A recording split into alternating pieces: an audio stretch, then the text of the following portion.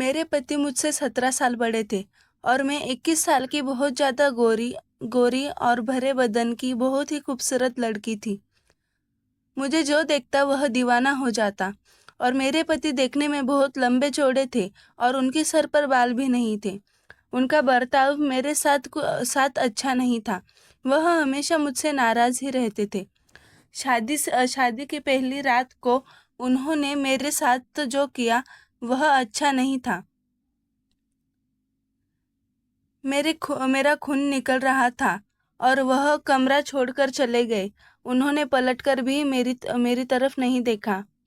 जी हाँ दोस्तों, यह बात उस समय की है जब मैं ग्रेजुएशन में पढ़ रही थी। मेरी बड़ी दीदी को लड़के वाले देखने आए थे। उन्होंने मेरी दीदी को पसंद कर लिया था और शादी फिक्स कर ली थी। मेरे माता पिता और हम लोग भी बहुत खुश थे इस शादी से।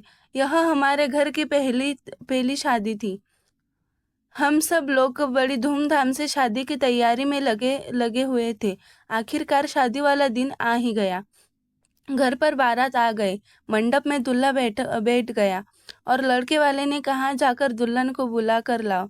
हम सब लोग अपनी दीदी को बुलाने उनके कमरे में गए। लेकिन जब कमरा खोलकर देखा तो हम सब लोग हैरान रह गए।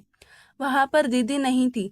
वहां पर सिर्फ एक लेटर था जिस पर लिखा हुआ था, पूजनीय पिताजी और माताजी, मैं यह शादी नहीं कर सकती। मैं किसी और से प्यार करती हूँ और मैं घर छोड़कर उसके साथ भाग रही हूँ। इसलिए मुझे ढूंढने की कोशिश मत करना। अब मैं दोबारा लौटकर नहीं आऊंगी। यह सब सुनकर मेरे माता पिता के पैरों तले जमीन खिसक गई। सोचने लगे कि क्या किया जाए। अब तो बेइज्जती हो जाएगी पूरे समाज में। फिर मेरी मम्मी ने मुझसे कहा, बेटा एक ही उपाय है, तुम दुल्हन की जगह ले लो। अब हम लोगों की इज्जत तुम्हारे हाथ में ही है। मेरी तो कुछ भी समझ में नहीं आ रही थी। अब मैं क्या करूं? मैं मम्मी को ना भी नहीं कह सकती थी क्योंकि हम लोगों की इज्जत का सवाल था। इसलिए मैं दुल्हन के कपड़े पहनकर मंडप में बैठ गई और मैंने यह शादी कर ली। मैं यह सोच रही थी कि जब दूल्हे को पता चलेगा तो क्या होगा। मैं घूंघट ओढ़कर अपने ससुराल में बैठी थी। रात को जब दूल्हा आया और उसने घूंघट उठाया तो पूछा, तुम तो उसकी छोटी बहन हो, तुम यहाँ क्या कर रही हो? जाओ जाओ, तुम अपनी बड़ी बहन को बुलाओ। मैं अपने पति को सब कुछ सच सच बता दिया।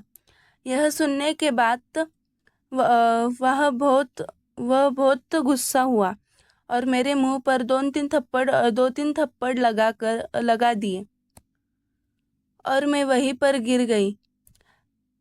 मेरी बहुत तेजी से खून निकलने लगा। लेकिन उसने मेरी तरफ ध्यान से नहीं देखा।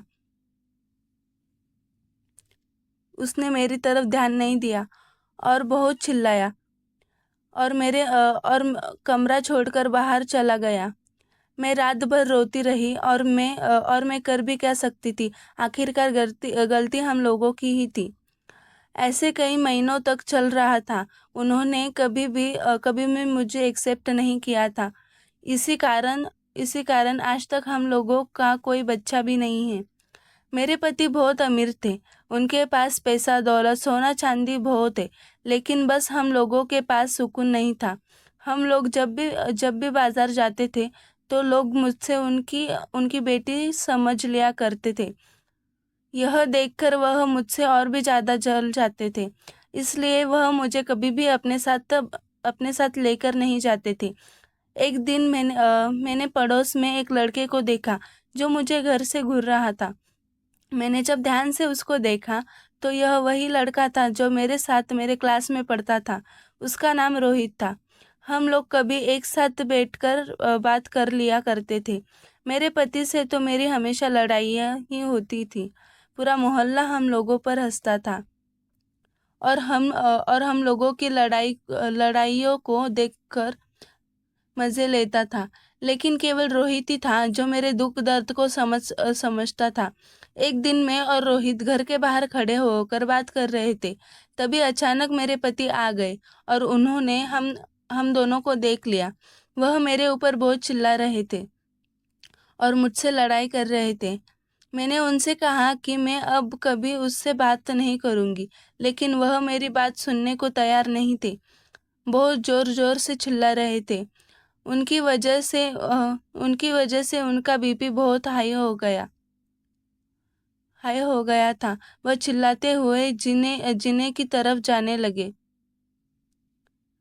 तभी उनका पैर फिसल गया। वह जीने से फिसल कर सीधा नीचे गिर पड़े। मेरी तो समझ में नहीं आ रहा था कि अब मैं क्या करूं। मैंने सोचा क्यों ना राहुल की मदद मदद ली जाए।